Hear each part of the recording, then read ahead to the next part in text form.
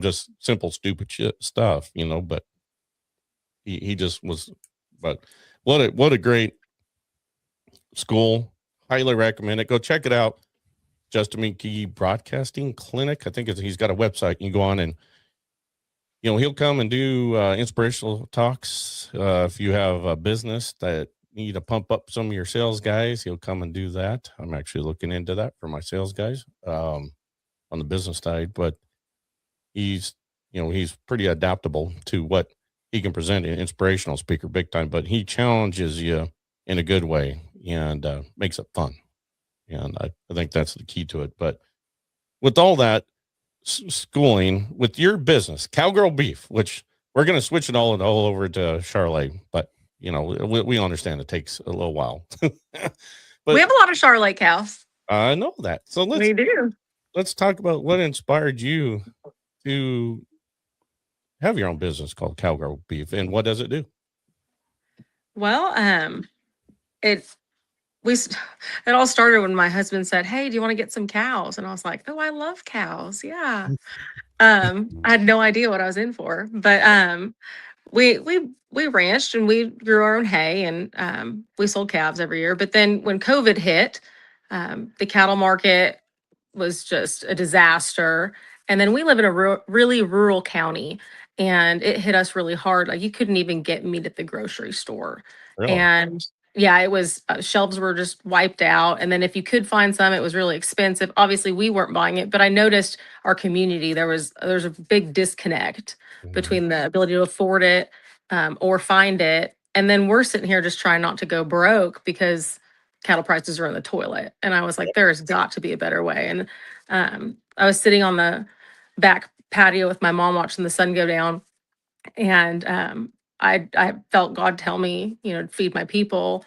And I Googled up cowboy beef first, but it was taken. So I typed in cowgirl beef and it wasn't. And then it was like, okay, let's do this. And, when you follow God's path, like it's amazing the things that will start to unfold. And so it all started with selling bulk beef. And then we started selling retail cuts.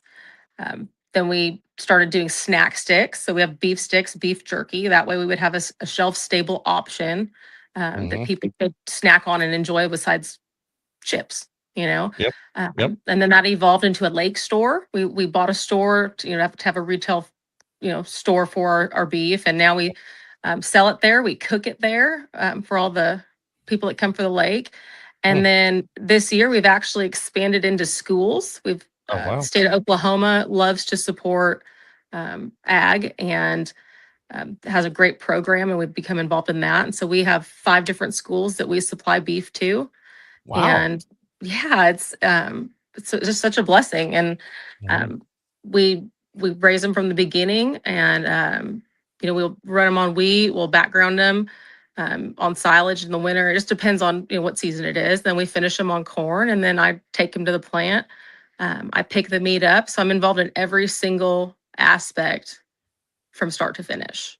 Wow. And so, so we can tell, we have transparency. We can tell you what you're getting. We know quality controls there. But it's just a great way to connect with the community. Like the schools, for example, my boys, they're 6 and 8, and they're getting to try sirloin at school, or ground beef fajitas, and they tell them, hey, we raised these beef. Well, then they start telling their friends how they help take care of them, and now those kids know that beef, it comes from locally. It's not just coming from Walmart. That's awesome. So it's starting to help change a generation's mindset, and now we're about to close escrow on a warehouse, and we're going to have a distribution center. So we ship all over. Yeah, we ship all over the country, and just all kinds of growth and exciting things that I had never envisioned, but absolutely love. And like I said, it's just a blessing. We're just grateful for the opportunity. Well, I think people since 2020 more so want to know where their food comes from. Oh, absolutely. Yeah. And absolutely. I think for whatever reason, if there was a positive of that era or time frame, I think it does help us livestock people. And it's like, okay, people were curious and they want and it isn't just beef. You saw massive chicken sales. I mean, Mitch and I have had an ongoing joke about us being chicken farmers, or there's a lot, but anyway, I mean, there was a shortage of chickens. People wanted their own eggs, and it's so that this last 6 years have been people wanting to know where their food comes from, and I think it's great to what you're doing. For you to get it in the schools is amazing. I mean, that's we love it. Yeah, So it creates such a great opportunity because it's just more volume also, which keeps us going. And then it also allows opportunity for me to talk to other local producers and maybe even open that door. Because how neat would it be if we had a regional, regional source supplying regional schools, and you're not shipping it in from across the country. It's just right there, and you can talk to somebody and understand and know how it was raised, and know what goes into that, and the inputs, and then it takes it to another level too, because then you talk about marketing and communication and sales, and it's not just about raising that beef, it's how it got to that package and how that package made it to the person. Maybe that helps open up more eyes, little kids' eyes in ag, and they want to go do something that direction, because the logistics is huge. Oh, I mean, so here comes the shameless plug. So I hope that our American International Charlet Association is listening. Get it into the school system, boys. Let's get Charlet beef into the school system. So absolutely, we love Charlets. Like we have quite a few of them. They're going to be like a commercial, cross kind of Charlet, and we do have some Angus bulls that we put them on, but they marble great. They yield well. I mean, we're 100% happy. They finish excellent, and the flavor, it's just to die for. Yep. Well, and that's what I was just going to comment on. Getting your guys' beef into the school system. Let's face it, these schools aren't getting the best beef. when they have a wholesale supplier bringing them the beef, I mean, it's probably not going to be horrible by no means, but we all know farm raised, farm fresh type of beef is going to be the best you can get.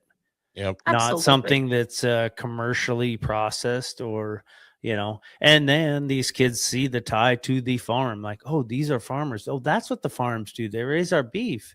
Not, oh, it's coming from a processing plant or a warehouse or somebody that does not have a face. Right. And so it does, like you said, it opens up maybe their eyes to a career in agriculture. And I've seen, FFA is a great example of that. Lots of kids in our local school are growing up in town their whole life. Their parents growing up in town, and they join FFA, and then boom, all of a sudden they're wanting to do something in ag. And I just I heard the girl actually grew up on a farm, but I heard my uncle was saying that he got invited to the neighbor's graduation party, and I was like, oh yeah, and he's like, yeah, and I dropped off the card, and her brother said that she wants to be a corn seed salesman rep. And I was like, really? I was like, there's like 2 farmers in her whole family out of, 30 first, related beings. And I'm like, none of them have anything to do with, raising or, any distribution of seed corn. I was like, that's weird, but somewhere along the FFA must have caught up with her. And, I could see the same effect with your guys' beef going to the local schools. The kids are just curious and they can see the face to the name. And so it's a good trickle down effect. So we actually send, this is kind of a little bit off, but they'll have like a Valentine's Day party, and it says, oh, who wants to bring chips? Who wants to bring soda, paper plates, whatever. And so they always ask if I always send beef sticks with the boys, and each kid gets a beef stick, and then they get to, so they all look forward to that. But that creates that excitement. But then the other thing it does too is it stimulates rural economies, and it keeps these little towns going, and then these kids see that there's more business than just working at the Dollar General or leaving town. You could actually create a business. Look at Christina did it. Maybe I could do it too. And I think it's important to be an example, and raising our beef and selling it and distributing it. It gives me an opportunity to share the things that we've been blessed with others, and to give them, let them find some value in their life somewhere along the line. Because like I said, they don't have to necessarily raise it. If they know how it's raised, maybe they're the next person to create the frozen ice pack that makes shipping easier, Right. So. And maybe we need to remember back in the days they did the Coke Pepsi challenge. Maybe we need to do the McDonald's hamburger versus home raised beef challenge. I'll take that on. Yeah, let's do that. Yeah, I was like, that won't be a tough challenge. Yeah. Well, there's a lot of people probably don't know there's a taste difference. It's because that's how they were raised. They might know it. No. Yeah. And they don't, honestly, I was raised in the country. I was raised in Southern California, actually. I don't tell everybody that, but now the whole world knows. Yep. And so, and I lived in Texas before my husband imported me to Oklahoma. And I thought I knew a pretty good amount about cattle in the country and everything. And I've learned so much from this business about, how the amount of time on corn changes the color of the fat, how it helps to marble a calf, how important feed is and nutrition, and how that will shape the flavor. And people don't realize it's not that it's a hard thing to do. It's just you have to do it right. And if you do it that way and you do it consistently, it will always be a better product. And I think that's the messages that we need more people educated. I will plug Charlet on that one right there, because that is why people love to feed Charlet cattle, because they know exactly how long and how much they can feed them, which is usually a lot. And they can get them big, and they can, when you look at a Charlet calf, you got a whole pen full of Charlet, or you got a whole pen full of, we'll just say, the other colors. You have Black. no idea when them other ones are going to finish, because you don't know which breed they are. Mm-hmm. We have the breed identity. Everybody knows they can feed them. And if they need to feed them, say another 30 days for whatever reason, because sometimes around here, all of a sudden one of our packing plants has a fire. So all of a sudden they're backed up. They're not bidding. Okay. 30 days later, you're still feeding that calf. It's not going to be overdone. You're not going to get docked. You're still going to make the grade. That is one huge, huge, huge benefit that no other breed can brag about, is breed identity in the feedlot. I never thought about it. It's a good spin. Who'd you listen to?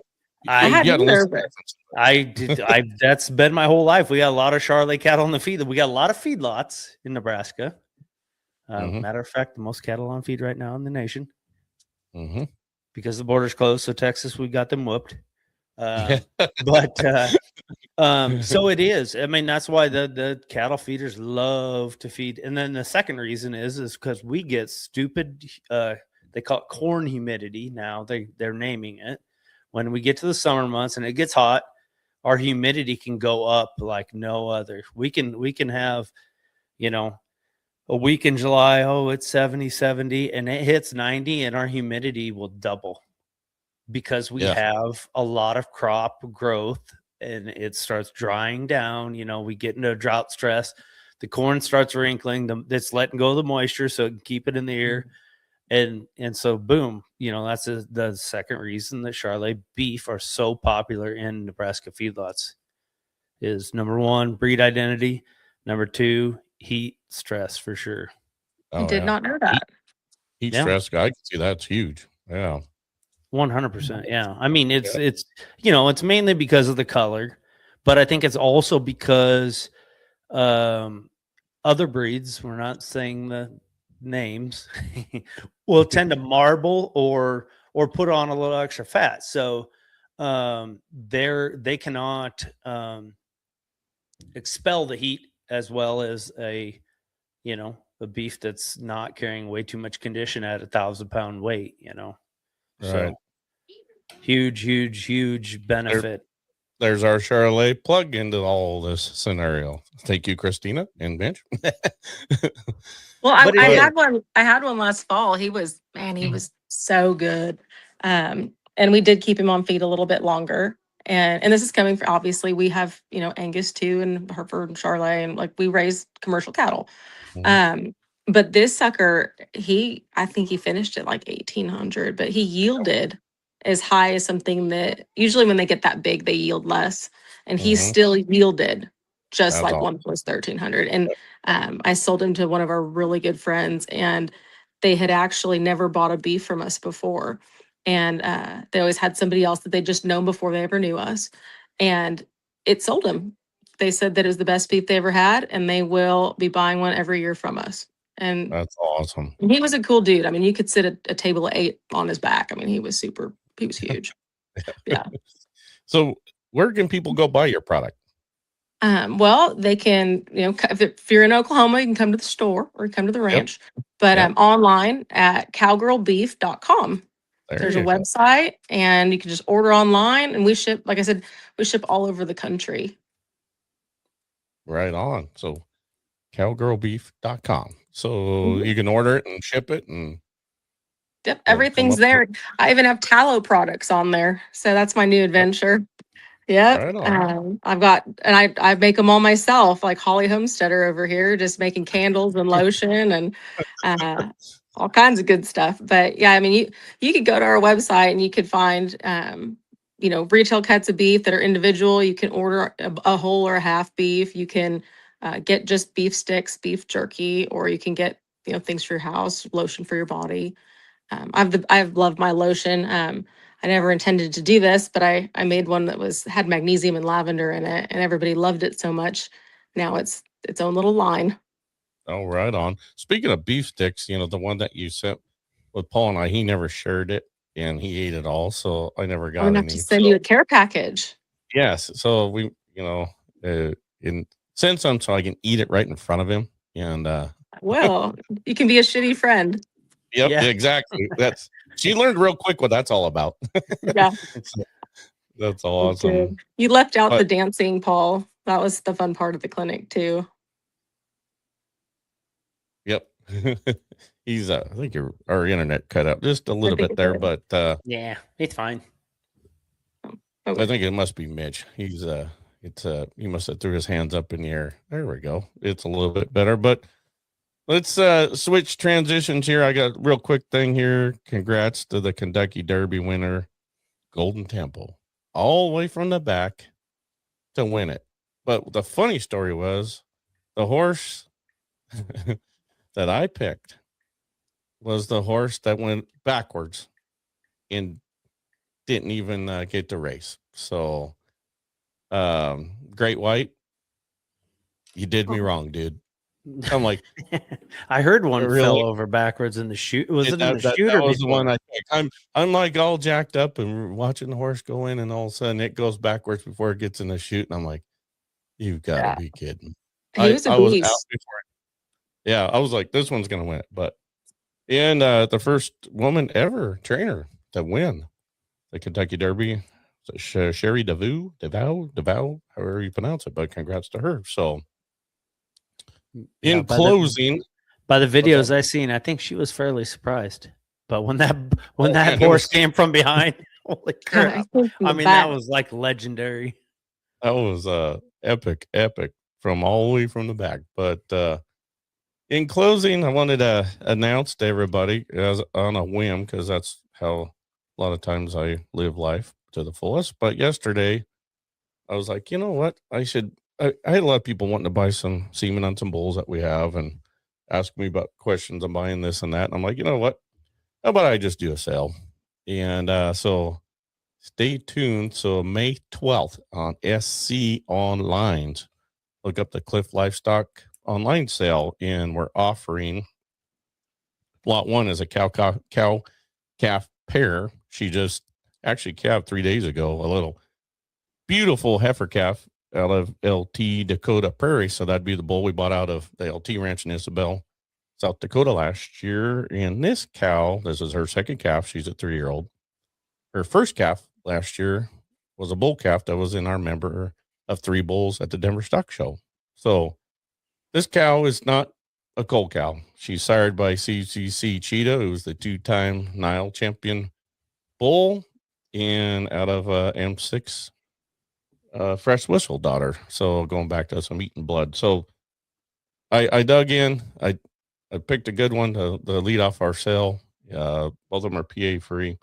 So you got a cow, 3-year-old cow, second calf, a heifer calf, sired by LT Dakota Prairie. We are also offering some semen packages in LT Dakota Prairie, 2 different lots, and 2 different lots on our new bull J Bar W Coda.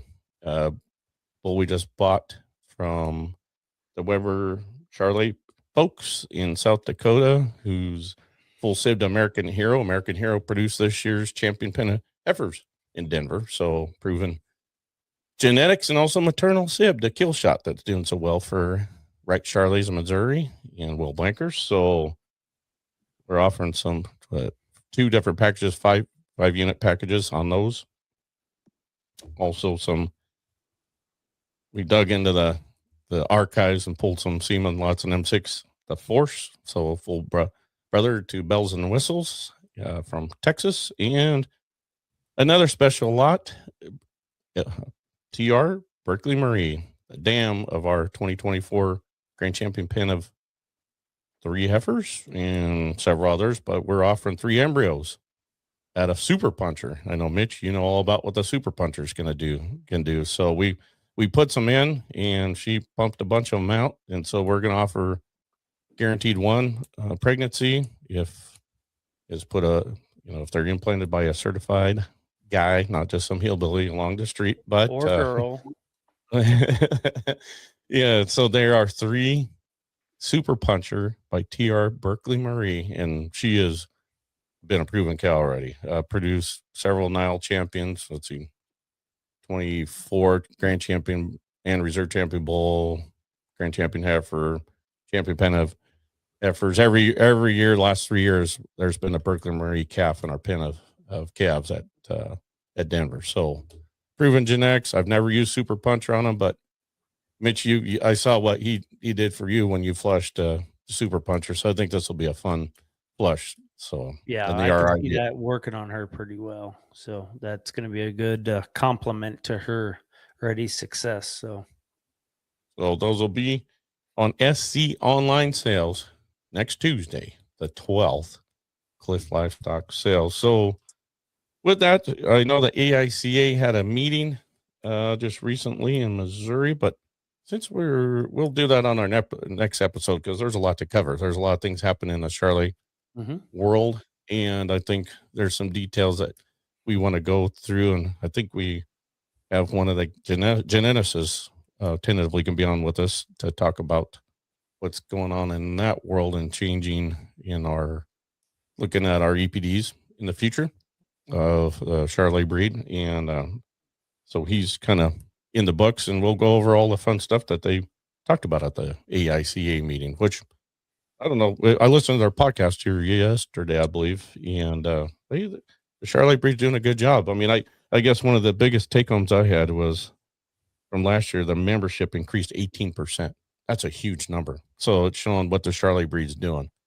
When you're increasing numbers of cattle, that's one thing, but membership, that's showing you people actually want to be involved in this breed. 18% increase from 2024 to 25. So great job to the Charlie breed and the breeders for that. I mean, that's just phenomenal. So that being said, Christina, thank you for being on with us. And it was a great opportunity to meet you in Texas. I think all of us that were in that school became friends. It's fun because we all had personal, like you said, life-changing experiences. It was funny. I got home and it took a couple of days. Of course, my plane got delayed and we were really, really late getting home. And because of the tornadoes that we lived through, by the way, I'm not a tornado fan, which destroyed my rental car, but that's a whole nother story.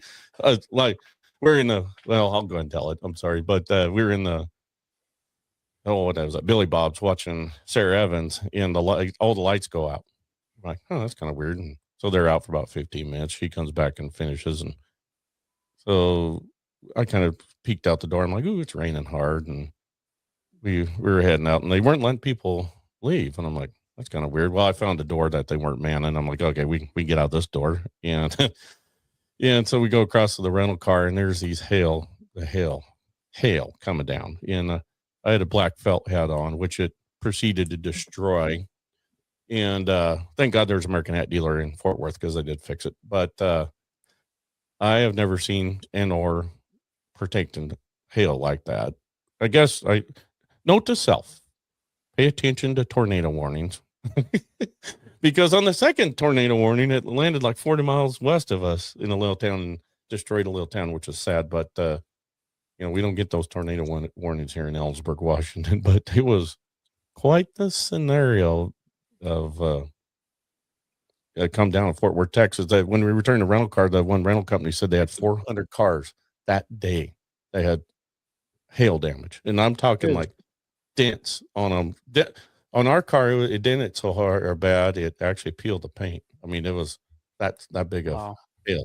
And, but anyway, a fabulous time in Fort Worth. And just a warning to Fort Worth, I think some Ellensburg boys are coming next month for a bachelor party. So watch out. What could possibly go wrong at Fort Worth, Texas on a bachelor party? But thank you, Christina. Congrats on the excellent job you did in the Justin McKee Academy and your cowgirl beef business.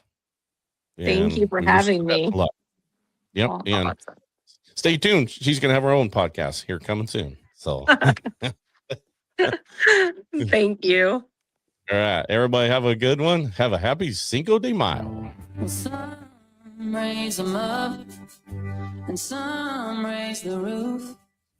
And some give their lives protecting me and you. And all the times never die.